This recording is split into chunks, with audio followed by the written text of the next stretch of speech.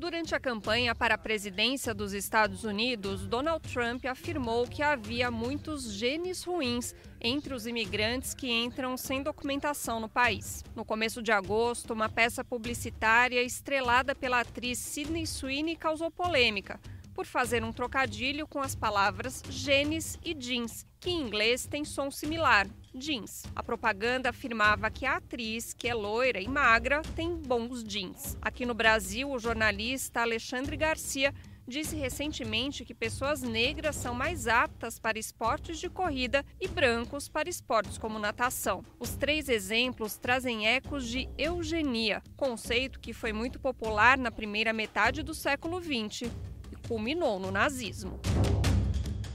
A eugenia nasceu com o britânico Francis Galton. A ideia central é que não só características físicas, mas também aspectos como talento e caráter são determinados hereditariamente, controlando quem pode ou não se reproduzir. Os eugenistas visavam melhorar a população. Ideias desse tipo estavam na base do nazismo. O regime começou executando pessoas com deficiência e acabou protagonizando um dos maiores genocídios da história. Os comentários recentes sobre genes bons e ruins e habilidades determinadas pela raça acendem um alerta na comunidade científica. Tanto que uma renomada geneticista publicou artigo na revista Nature, cobrando posição firme de outros cientistas para frear a ascensão da eugenia. Mas por que esse pensamento está ressurgindo agora, no século XXI? E o que a ciência tem a dizer sobre o tema?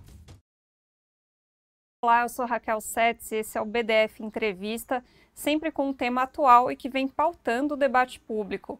Hoje a gente vai fazer uma incursão pelo terreno da ciência para desmentir ideias perigosas e equivocadas que têm ressurgido recentemente. Quem vai nos ajudar aí nessa incursão pela biologia é o professor do Departamento de Genética e Biologia Evolutiva da USP, Diogo Meyer. Obrigada, Diogo, pela sua participação aqui no programa. Obrigado pelo convite. Diogo, já para começar, eugenia é uma pseudociência? Ela é construída em cima de concepções deturpadas de ciência. Então, nesse sentido, sim, você se apropria de um discurso que tem uma cara de ciência e você instrumentaliza ele para levar adiante ideias. Isso é uma definição de pseudociência, mas eu acho que talvez mais do que focar apenas pensar no aspecto ideológico, no aspecto político por trás da ideia de eugenia. A ideia de que, ainda que pseudocientificamente construída, talvez o aspecto mais marcante seja que ela representa uma tentativa de uma política de Estado, uma política de governo para atingir fins, tirando liberdade pessoal das pessoas para atingir objetivos vistos pelas pessoas que estão implementando aquela política como desejáveis. Então, ela tem esse lado pseudocientífico e esse lado de ser quase que, por definição, uma coisa que vem de para baixo. Oi, pode continuar. Pode falar. Não, eu ia falar, outra coisa interessante para a gente tomar cuidado é assim, que no caso específico da eugenia, e eu acho que tem outras pessoas que são mais experts, eu estou falando aqui mais como um geneticista e eu não fiz pesquisa a fundo em eugenia sobre esse assunto, mas a origem da eugenia estava na mão de cientistas muito talentosos, de pessoas que deram contribuições importantes. Você citou o Francis Galton, entre outros, e são pessoas que estavam pensando na ciência, então tem essa questão interessante da gente lidar com o desafio de que a eugenia foi quando nasceu, não que ela tivesse livre dos desvios e das pressões científicas de ser caracterizada como um instrumento de opressão. Isso eu acho que ela já era em sua nascença. Eu acho que esse caráter de pseudociência é um que é mais marcante hoje em dia, que a gente sabe o suficiente para negar algumas ideias simplistas que se usa na eugenia hoje em dia. Talvez na sua origem a gente tenha que reconhecer que ela estava na mão de cientistas importantes Isso é um dado interessante, que muitas vezes contribuições por pessoas muito reconhecidas, elas podem ser instrumentalizadas e tem um efeito político que pode ser devastador e muito negativo. O próprio Darwin chegou a se interessar um pouco por eugenia, né? Eu conheço pouco sobre os argumentos específicos de eugenia dele, porque acho que o grosso do desenvolvimento da eugenia, com esse nome pelo menos, é posterior. Mas ele certamente pensava, como era comum na época, em que havia atributos de populações que se envolviam comportamentos, habilidades e capacidades que diferiam entre pessoas de diferentes regiões do mundo e que, portanto, seriam passíveis de intervenção, do mesmo jeito que você melhora uma raça de cachorro ou de gado para atingir seus fins.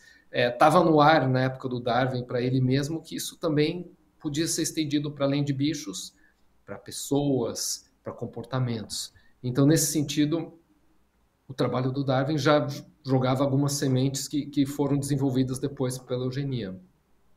Pensamento Diogo, eugênico. queria entrar um pouco mais fundo nesses conceitos científicos que foram deturpados pela eugenia, né? Ou que a eugenia se apropriou deles. Conta um pouquinho mais sobre isso, por favor. Eu acho que a principal simplificação que está por trás do pensamento eugênico, eugenista, essa ideia de melhoramento simples que você pode fazer tomando decisões reprodutivas, é a ideia de determinismo genético. É a ideia de que existe um mapeamento de um para um entre atributos genéticos, os genes que você carrega, e o comportamento que você desempenha, a habilidade que você vai ter. Essa conexão quase que direta entre a sua constituição genética e o seu comportamento e as suas habilidades, ela é muito tênue, para dizer o mínimo assim. A gente conhece muito poucos exemplos convincentes onde a variação genética é altamente preditiva, de um modo geral, sobre suas capacidades. Ela pode ter alguma contribuição. Se saber a constituição genética da pessoa é uma informação que pode ter quantitativamente algum impacto em prever a altura da pessoa, algum aspecto físico, mas, no geral, está bem estabelecido que essa contribuição é relativamente modesta.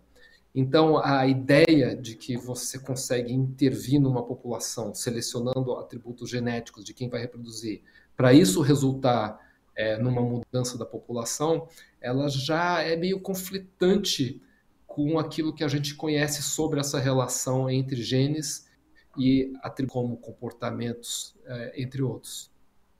Então, essa fala que a gente deu como exemplo, né, a fala do Alexandre Garcia dizendo que pessoas negras teriam mais aptidão para esportes de corrida e pessoas brancas para natação, também a ciência não corrobora isso, né? A dele é mais grave porque ela mistura dois equívocos. Vamos separar duas coisas que eu acho interessante, que eu acho que pode ser útil para o público e para a gente pensar que a gente não está necessariamente negando que existe variação na população.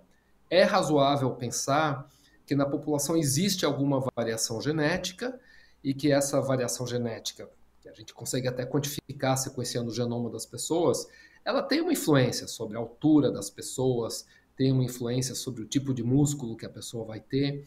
Então, ela entre outros fatores, contribui para alguns aspectos de como a gente vai se desenvolver, de que capacidade vai ter. Como eu te disse, não é um argumento de tudo ou nada, é um argumento de que essa contribuição ela pode ser tênue para algumas características, como, por exemplo, alguns aspectos do desempenho esportivo. Dito isso, ele pegou e ele jogou no argumento dele essa categoria de negros. Às vezes as pessoas vão falar em caucasoides. Repara que essas categorias, isso sim, de uma maneira quase sem sutileza, a genética mostrou que são grupos que a gente percebe porque a gente vive numa sociedade onde grupos definidos como brancos, como negros, como amarelos, como caucasoides, que são os grupos que aparecem no censo, que são os grupos que aparecem nas identificações dos grandes grupos raciais, apologia, que são os grupos que a gente usa na nossa linguagem comum, A gente acha que esses grupos têm uma realidade biológica e eles são meio que descontínuos e diferentes um dos outros geneticamente. Daí ele deu o pulo que existe diferenças genéticas, essas diferenças genéticas estão entre os grupos. E não é assim que funciona. Não existe esse grupo biologicamente definido como negros. Na verdade, as populações humanas variam muito e dentro de pessoas que têm pele escura, se é isso que ele está pensando, tem uma variação gigantesca, que obviamente vai incluir desde pessoas com atributos genéticos para um tipo de músculo até outro completamente diferente. Então a generalização é completamente indevida. Então eu acho que eu estou, só para recapitular, estou respondendo a sua pergunta de duas formas. Assim, é reconhecendo que a variação genética das pessoas ela não é irrelevante para a sua constituição física. Isso daí a gente sabe que existe em algum grau, mas a gente tem que sempre ponderar que ela é uma contribuição que não define quem você é, sem levar em conta o ambiente onde essa pessoa se desenvolve para levar aquelas capacidades e habilidades adiante, ou não. E a outra é que você pegar e tentar encaixar essas constituições genéticas em grupos que, na verdade, são socialmente definidos, culturalmente definidos, é uma forçação de barra imensa. Então, esse grupo negros. O que é isso? Você está jogando no mesmo grupo as pessoas de origem africana, as pessoas aborígenes australianos, um grupo que, na verdade, é muito heterogêneo, asiáticos, como é comumente usado em vários artigos científicos até, e no censo americano, que envolve pessoas do subcontinente indiano, chineses e japoneses, que têm diferenças genéticas marcantes entre si. Então tem também essa questão do tipo de grupo que a gente usa na nossa linguagem. E ele usou um que joga mais confusão do que qualquer outra coisa nessa conversa. Uhum. Então, só para deixar claro, do ponto de vista biológico, não existem raças humanas. Do ponto de vista biológico, você está certa. Não existem, mas eu qualificaria, não existem no sentido que esses grupos que a gente usa na linguagem, que a gente enxerga como discretos na linguagem racial, eles não têm um reflexo biológico, eles não têm uma contrapartida biológica. Eles não correspondem a grupos que são geneticamente muito homogêneos internamente e muito diferentes uns dos outros. Não é isso que a gente vê. A ressalva importante que eu faço, que eu acho muito legal quem está assistindo o programa, para o assunto pensar, é que isso não é sinônimo de dizer que não existe variação na nossa espécie. Existe variação na nossa espécie. As pessoas não são geneticamente idênticas e existem algumas formas de variação que afetam, por exemplo, a cor de pele, que são algumas mutações que são mais comuns na África do que na Europa. Então, a gente, ao dizer que o conceito de raças não tem uma base biológica, a gente não está dizendo que não existe variação. A gente está dizendo que pegar essa variação tão fascinante, tão interessante que existe, e colocar ela em 5 categorias, 5 grupos, achando que isso daí é uma divisão apropriada da humanidade e vai refletir de uma maneira adequada como a variação genética está compartimentalizada, não funciona. As raças não captam essa diversidade que realmente existe. Uhum. Hoje em dia está muito em voga esses testes de ancestralidade genética, né? Só que eles não lidam com esse parâmetro da raça, é um outro tipo de parâmetro que é mais geográfico, né? Queria que você explicasse um pouquinho isso, por favor. Legal, obrigado por perguntar, porque eu acho que isso vai ser uma coisa também muito próxima assim da vida e da experiência de muitas pessoas que vão nos ouvir e vão ler o que a gente está conversando. Eles não, essa ideia de ancestralidade que está nesses testes, ela realmente não usa o mesmo vocabulário racial, ele usa um vocabulário geográfico. Mas eu acho que a gente tem que ter cautela sobre o que esses testes estão dizendo.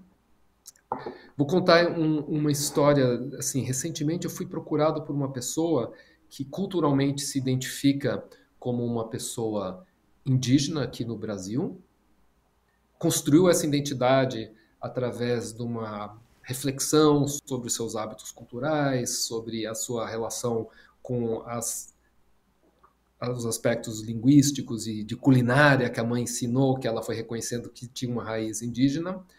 E daí essa pessoa fez um teste de ancestralidade e que atribuiu a ela uma ancestralidade europeia muito, muito elevada e uma indígena muito, muito pequena.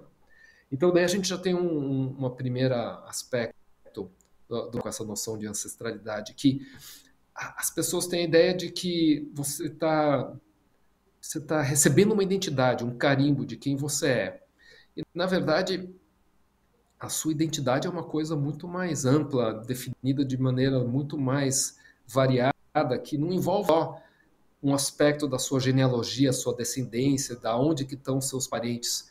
Depende de quais parentes te influenciaram mais, quais aspectos da educação que veio dos seus parentes que você incorporou para a sua vida de maneira mais intensa. E por que me incomoda um pouco a forma como as empresas comunicam a informação sobre ancestralidade? Eu peguei o resultado de uma dessas empresas que estimam ancestralidade e ela diz assim: venha descobrir quem você é, venha descobrir a viagem que fez você chegar aonde você está hoje em dia. Como se a informação sobre em que lugar do mundo vivem pessoas mais parecidas com você geneticamente fosse o aspecto mais importante na sua construção de identidade. Então, sim, eu estou falando sobre um aspecto mais semântico, assim, da ideia de identidade, mas eu acho que tem uma certa, não vou dizer imposição, mas tem uma certa pressão para você equacionar a sua identidade, a forma como se vê, como uma coisa majoritariamente moldada por esse fluxo de ancestralidade de quem foram seus ancestrais. O primeiro ponto é que não precisa ser assim. Então, dei uma resposta longa, meio que um convite para reflexão que a ancestralidade, no sentido geográfico, de onde vêm seus ancestrais, não é necessariamente sempre o que vai mais importar, ainda que seja potencialmente muito interessante. E o outro ponto que eu acho que é legal pensar é o seguinte: esses testes, eles são limitados. Eles não estão dizendo exatamente onde viveram os seus ancestrais. Eles vão pegar o seu genoma e vão bater ele com uma base de dados que tem genomas de pessoas de vários lugares no mundo. E ele está dizendo o seguinte, que, por exemplo, uma pessoa que tem 70% do seu genoma classificado como europeu é uma pessoa que tem 70% do seu genoma mais parecido com pessoas que hoje em dia vivem na Europa do que qualquer outro lugar. Essas pessoas que hoje em dia vivem na Europa também são pessoas que se deslocaram e não estiveram sempre na Europa no passado. E também são pessoas que, às vezes, representam grupos que se misturaram. Então, essa ideia de que eu vim da Europa é uma ideia que tem que ser também olhada com nuances. Você compartilha semelhanças com o genoma de pessoas que vivem na Europa, mas essas pessoas também podem ter tido migrações, em alguns casos até relativamente recentes. Então a história pode ser mais complexa do que aquela ideia de fixidez de ancestrais que estão na Europa. E até mesmo com o enriquecimento dessas bases de dados, dessas empresas, o local de algumas pessoas de origem geográfica vai mudando, os seus ancestrais vão mudando de lugar. Isso reflete também que a gente tem informação incompleta sobre a diversidade genética humana. Então, quando a gente diz que o seu parentesco emana de um lugar, às vezes a gente diz aqui falta de informação adicional de outros lugares possíveis. De novo, essa uma pessoa que me contactou, que tem ancestralidade indígena, é uma família de 8 pessoas e todos os irmãos compartilham a mesma mãe e pai biológico e eles têm ancestralidade indígena pequena e um era norte-americana e o outro era ancestralidade indígena centro-americana, outra era ancestralidade indígena na região do sul do Brasil. Então elas falaram, mas isso não faz sentido, a gente tem os mesmos pais, a mesma mãe, o que acontece?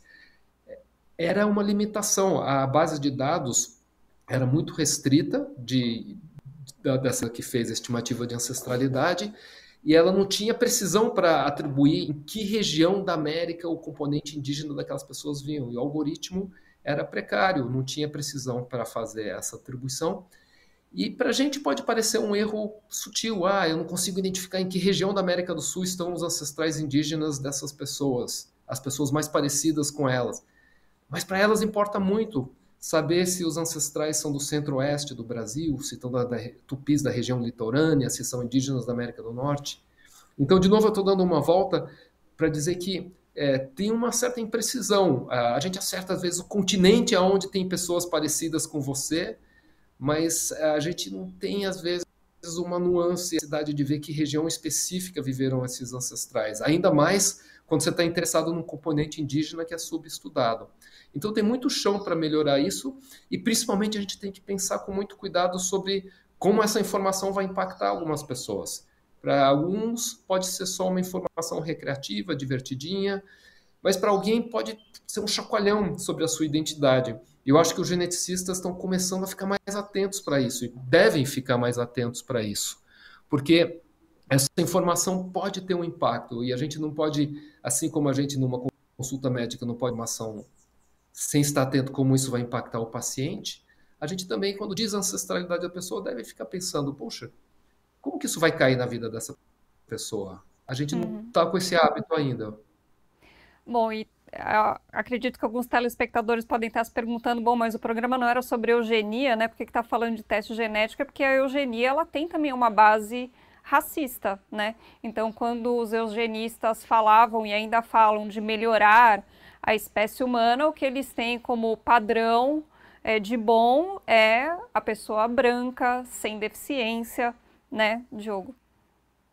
Sim, e eu acho que a conexão é uma conexão apropriada da gente estar falando sobre ancestralidade, porque o pensamento eugênico, ele também, em grande escala, ele funciona melhor quando as pessoas enxergam a humanidade como muito subdividida em escaninhos bem delimitados, com grupos que podem ser diferenciados uns dos outros.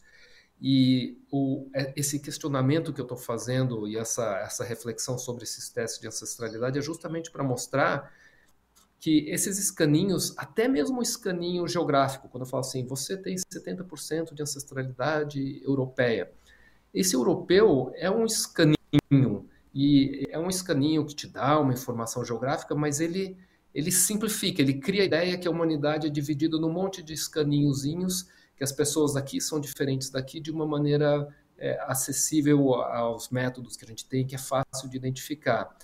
E eu acho que uma coisa para a gente estar atento é que isso pode fortalecer esse tipo de pensamento eugênico, essa ideia de que existem diferenças marcantes e discretas entre diferentes localidades, entre diferentes grupos, que existem grupos bem delimitados. Mais e mais a gente vê que essa ideia de grupos bem delimitados na variação genética humana não se sustenta. Tem uma variação contínua, você tem famílias onde as pessoas são mais aparentadas, você pode enxergar uma família estendida como todo um povo de uma determinada região, mas onde acaba um povo, onde começa o outro e quais são as unidades, onde eu delimito um grupo em relação ao outro é muito difícil. E no pensamento eugênico, muitas vezes, essa delimitação é um pré-requisito. Eu tenho um grupo que define as pessoas com os atributos ideais e eu miro aumentar as pessoas pertencentes àquele grupo. A gente aceitar que a humanidade tem uma distribuição com variação, mas uma variação que não se encaixa em escaninhos tão simplesmente, é uma reflexão importante e contraria o pensamento eugênico. Uhum. Fazendo aí uma ponte entre o passado e o presente, em 1924 os Estados Unidos promulgaram uma lei chamada Johnson-Reed Act, né, Ato Johnson-Reed, que limitava o ingresso nos Estados Unidos de raças, né, entre aspas, consideradas também, entre aspas, inferiores, porque eles queriam impedir que genes indesejáveis contaminassem a população. É uma fala, né, muito parecida, que ecoa muito o que o Trump usou, que genes ruins estão entrando nos Estados Unidos com os imigrantes indocumentados. O que explica essas ideias que já foram desmentidas pela ciência terem esse ressurgimento agora, nesse momento que a gente está vivendo? Bom, é uma boa pergunta, assim, deixa um jeito legal de responder. Eu acho que, assim, um jeito de eu te responder é que, assim, algumas formas de discurso político, eles não têm uma responsabilidade de precisão científica. Então, ele se apropria daquilo que ele acha conveniente. Então, se ele usa esse vocabulário dos maus genes, é porque ele acha que isso vai agradar o eleitorado dele, ele acha que tem uma receptividade aí para ele poder falar isso, para ele poder usar esse vocabulário sem se preocupar muito com a precisão, entendeu? Eu não acho que teve um desenvolvimento da ciência daquela época em relação a hoje que desqualifica. É óbvio que desqualifica, mas não é isso que vai impedir o Trump de usar um discurso completamente contrário à ciência para atingir os seus objetivos. Estou dando uma volta grande, mas o que eu acho que eu gostaria de te responder talvez seja o seguinte: os cientistas que trabalham com genética, e isso vale para outras áreas do conhecimento, muitas vezes têm uma ideia de que aquele conhecimento que eles geram, aquele vocabulário que eles usam, aquilo que eles ajudam a colocar na mídia, é um conhecimento científico, e o uso que vai ser feito dele de ali em diante, como por exemplo o Trump usando esse discurso palavreado, é algo que não é da responsabilidade deles. Vou dar um exemplo recente que ocorreu, foi um artigo científico que foi publicado que descrevia a variação genética na humanidade. Esse artigo tinha uma representação gráfica que colocava cada indivíduo como um pontinho colorido num gráfico, que separava os pontinhos de africanos, europeus, numa escala, num determinado gráfico, dando a impressão de que havia uma diferenciação lá entre aqueles povos. E um desses crimes de ódio que aconteceu recentemente nos Estados Unidos, que envolveu alguém que abriu fogo e matou uma série de pessoas, foi feito por uma pessoa que deixou um documento, e esse documento longo fazia um uso racista clássico, com invocação de vários argumentos tipicamente usados por racistas contra minorias, contra imigrantes, mas o que chacoalhou todo mundo foi que essa pessoa citou um artigo científico, inclusive especificando a figura que documentava a diferença genética entre povos, que sustentava as diferenças entre eles, que ele usou como argumento para fazer o crime dele. Beleza. Essa história do que aconteceu. A reação entre a comunidade científica, parte dos cientistas falaram o seguinte: o gráfico estava preciso. Ele era um retrato usando as minhas ferramentas matemáticas daquelas populações. Se a pessoa escolheu interpretar daquela maneira, não é responsabilidade minha. Isso está em outro domínio. Mais e mais, essa forma de pensar está sendo questionada, essa forma de assumir que o trabalho do cientista termina com a produção de um artigo técnico, porque, de um jeito ou de outro, o cientista deve ser visto como alguém que tem responsabilidade também sobre como aquele conhecimento que ele foi gerado vai ser utilizado. Talvez a gente não seja treinado para isso, mas uma pessoa que escreve um artigo sobre genes, uma pessoa que fala sobre variação humana, no mínimo estar atento para o fato de que existem pessoas em situações de poder hoje em dia que podem usar esse discurso, que podem usar esse palavreado, que podem usar um resultado que está com cara aparentemente técnica e deturpar ele e usar esse resultado para um discurso racista, a gente tem que antecipar. Não adianta a gente ficar aqui confortavelmente dizendo assim: sou cientista, eu produzo meus achados técnicos, eu descrevo a variação na humanidade, mas se alguém vai usar isso para o mal, não é culpa minha. Não é questão de ser culpa sua, mas é uma questão de você conseguir antever essa possibilidade e já se preparar para lidar com ela, porque isso é um aspecto social também, um desdobramento do seu trabalho. Então, de novo, minhas respostas são meio longas, eu peço desculpas, às vezes eu dou uma volta. Eu acho que um jeito de lidar com esse exemplo que você deu do discurso do Trump, uma forma de pensar sobre isso, é o engajamento dos cientistas também sobre as possíveis interpretações do seu trabalho.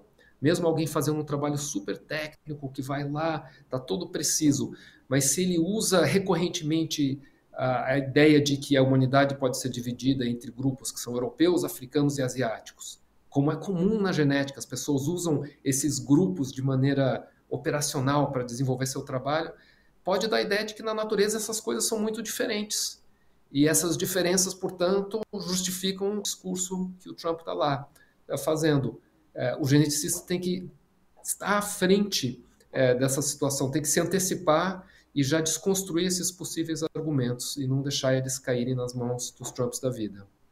E é importante os cientistas terem uma atuação para além da academia? Eu te pergunto isso porque você mesmo comentou que o fato de ser uma pseudociência não impede que esses argumentos muito calcados na eugenia sejam utilizados politicamente, como tem sido feito pelo Trump, mas talvez se a população em geral tivesse um pouco mais de conhecimento sobre isso, conseguiria perceber que se trata de uma mentira, de um argumento, de uma coisa utilizada de forma falaciosa. Então, qual que é o papel do cientista nesse momento para tentar disseminar melhor esse conhecimento? Eu acho que o papel é enorme, eu acho que é um momento em que essa comunicação tem um papel importante, mas eu acho que tem que só tomar cuidado com a ideia de não caracterizar, não pensar nessa conectistas com as questões da sociedade como sendo algo restrito àquela ideia de divulgação científica. A divulgação científica é um elemento super importante, mas muitas vezes a divulgação científica é unidirecional, né? Muitas vezes ela é feita da seguinte forma: o cientista meio que empacota aquilo que ele estuda e ele oferece aquilo numa visão, numa forma mais acessível para as pessoas poderem entender. Tem uma outra conexão que também pode ser muito importante, que é o cientista está antenado com o tipo de pergunta que está emanando, que está surgindo das pessoas, que são perguntas até diferentes daquelas que ele formularia. Então, por exemplo, você ouvir das pessoas que fazem teste de ancestralidade, por que elas fizeram o teste, qual a motivação para fazer o teste, que dificuldade elas têm para a interpretação. Você conviver com pessoas que têm a experiência de sofrer atos de racismo e tentar entender de que maneira elas estão enxergando uma dimensão do discurso genético presente na experiência de racismo que elas estão sofrendo, se as pessoas que se dirigiram, atuaram com ela de maneira racista, que tipo de ideia que elas tinham em mente, para você construir também uma outra direção, e você trazer para as questões científicas perguntas que são formuladas pelas pessoas que estão vivendo, que estão experimentando aquilo que estão estudando. E isso daí é um outro caminho que é menos explorado. Essa outra direção dos cientistas se inspirarem ou desenvolverem suas perguntas de uma maneira mais associada com as pessoas que estão sentindo os temas que eles estão estudando, que estão experimentando aquelas questões. Então, isso é uma outra dimensão dessa conexão com sociedade que eu acho que a gente está num momento que vai ser super importante desenvolver. Uhum. Um aspecto que esses eugenistas contemporâneos, que ficam meio disfarçados ali, costumam citar muito a questão do QI, né, do quociente de inteligência, que hoje também a ciência sabe que não é um medidor assim muito preciso, né? Queria que você comentasse um pouquinho sobre isso, assim como a gente desmistificou essa ideia de raça, queria que você desse uma desmistificada também nessa ideia de que é possível medir a inteligência humana com um teste muito preciso, que vai dar um númerozinho, enfim. Olha, eu tenho muito pouca bagagem, a minha área é mais de genética, eu não sei muito da parte de psicologia, desse desempenho nos testes, mas eu acho que assim, a principal falácia é que o teste de QI, ele às vezes, um discurso racista clássico, é você aplicar o teste para pessoas de diferentes regiões e botar isso num mapa e mostrar a heterogeneidade de QIs entre diferentes regiões, e isso sendo o fato de que habilidades para testes, como um teste de QI, são também socialmente construídas, e o teste, portanto, não está medindo uma habilidade inata da pessoa, não está medindo uma habilidade daquilo que as pessoas associam à inteligência, mas está medindo uma habilidade de desempenhar bem num tipo de teste que algumas sociedades tratam como um teste de habilidades úteis naquela sociedade. Eu acho que a principal crítica que foi feita ao teste é isso, de ele não contemplar diversidades culturais, e a diversidade cultural sugere que tem N outros tipos de testes possíveis que medem diferentes atributos que poderiam ser feitos, alguns mais arbitrários, alguns de habilidades mais interessantes. Então, essa visão tão restrita do que ele está medindo tira um pouco do valor dele, tira esse potencial de generalização. Mas quantas ele ainda é usado hoje em dia, mas eu acho que tem um ceticismo imenso sobre esses mapas de QI que muitas vezes são usados, e você está certo em dizer que ele é usado como se fosse uma medida objetiva de um caráter universal de inteligência e está muito longe disso. Ele mede um desempenho que é muito mais estreito na realidade. Eu vi uma definição que eu achei bem interessante de que a eugenia oferece soluções biológicas para questões que são culturais e sociais. É bem isso, né? É uma tentativa de reduzir o ser humano em toda a sua complexidade, né, de vivências, de culturas, a uma questão puramente biológica. Ou você nasce assim, ou você nasce assado. E isso é muito perigoso, né?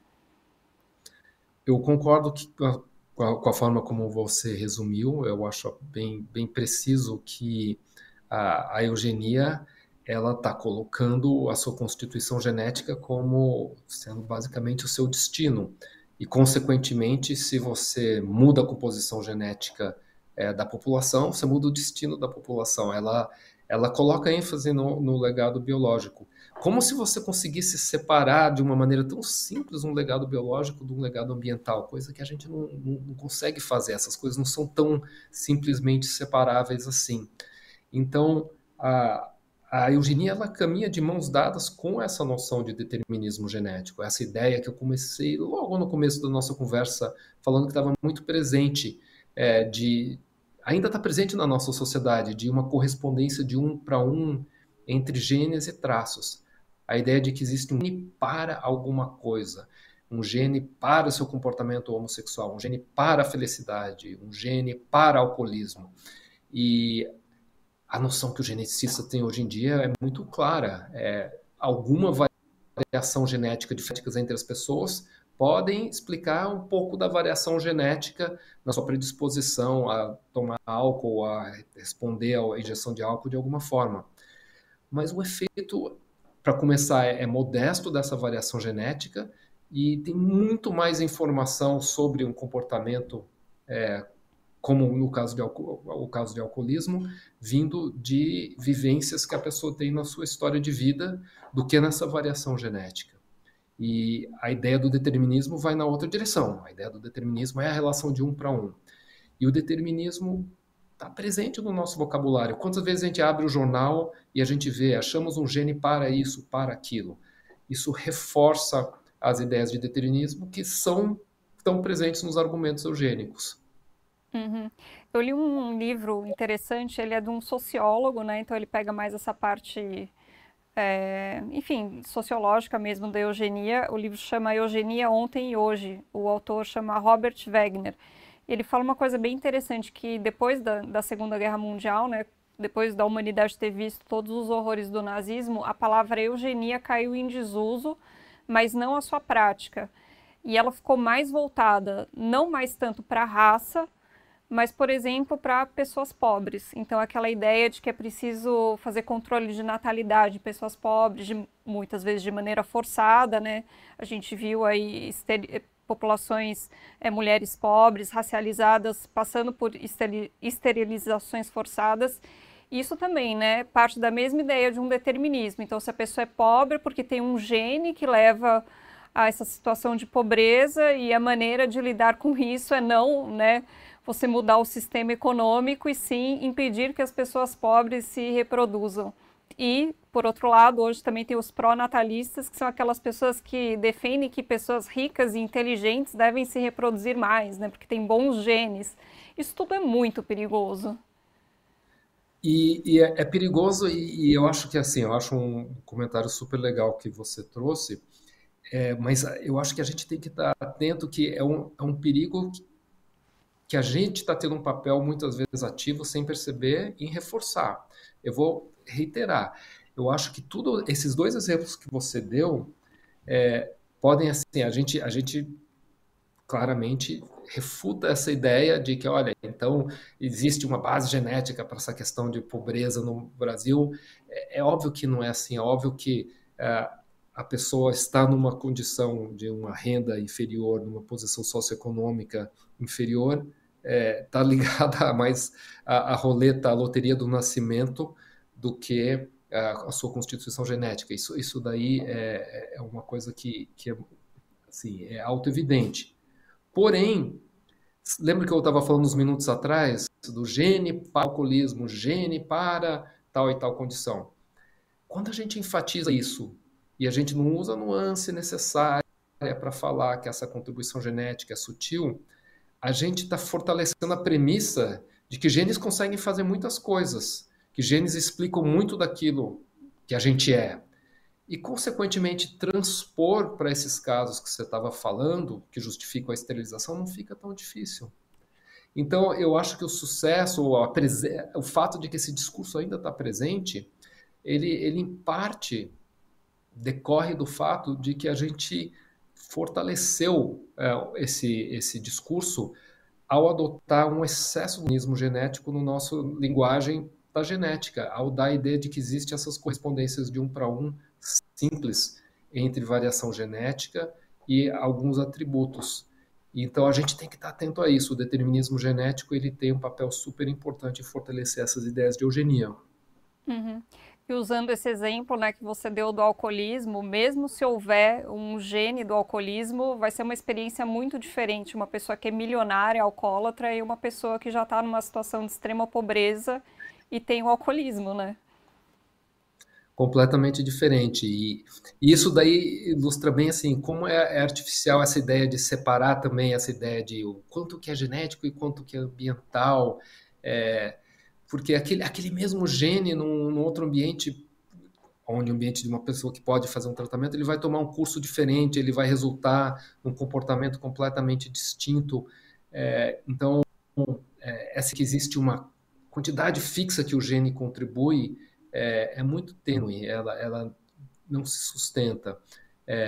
E esse caso do alcoolismo, que você deu um exemplo bacana, realmente mostra que o curso da doença, o curso do tratamento vai ser completamente diferente nesses dois casos.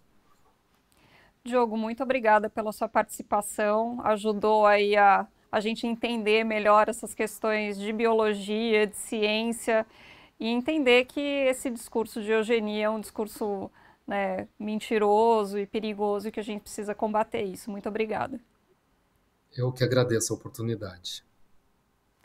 Esse foi o BDF Entrevista. O programa vai ao ar de segunda a sexta, às 7 da noite, na Rede TVT e no YouTube do Brasil de Fato. E lá no nosso YouTube também dá para assistir aos programas anteriores. Se você prefere ouvir, ele também fica disponível em plataformas de áudio e vai ao ar na Rádio Brasil de Fato, também de segunda a sexta, um pouquinho mais tarde, às 9 da noite. Até a próxima. Tchau.